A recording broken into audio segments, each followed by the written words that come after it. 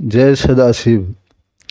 संत रविदास जी ज़रूरतमंद लोगों की और सभी संत महात्माओं की सेवा करते थे। वे जूते चप्पल बनाने का काम करते थे। एक दिन उनकी कुटिया में एक महात्मा आए। रविदास जी ने महात्मा जी को भोजन करवाया और अपने बनाए हुए जूते पहनाए।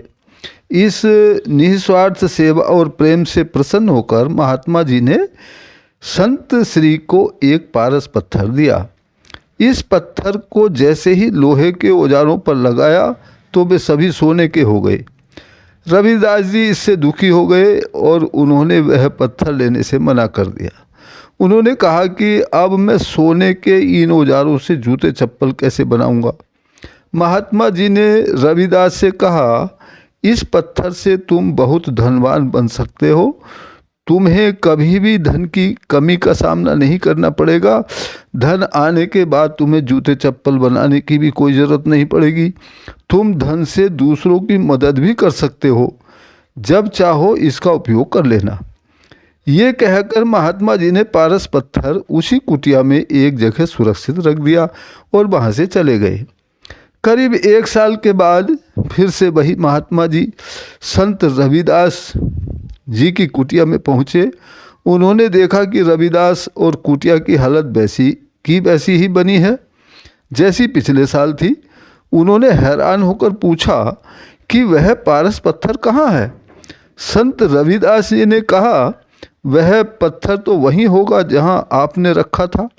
महात्मा जी ने कहा कि तुम्हारे पास इतना अच्छा अवसर था, तुम धनवान बन सकते थे, इसका उपयोग क्यों नहीं किया। रविदास जी ने जवाब दिया कि गुरुजी, मैं उससे बहुत सारा सोना बना लेता और धनवान हो जाता तो मुझे धन की चिंता रहती। कहीं कोई ये चुरा कर न ले जाए, इसकी देखभाल करनी पड़ती। धन की वजह से मेरी चिंताएं बढ़ जाती। अगर मैं धन का दान करता तो बहुत ही जल्दी ये बात पूरे क्षेत्र में फैल जाती। लोग दान लेने के लिए मेरे घर के बाहर खड़े रहते। इतना सब होने के बाद मैं भगवान की भक्ति में मन नहीं लगा पाता।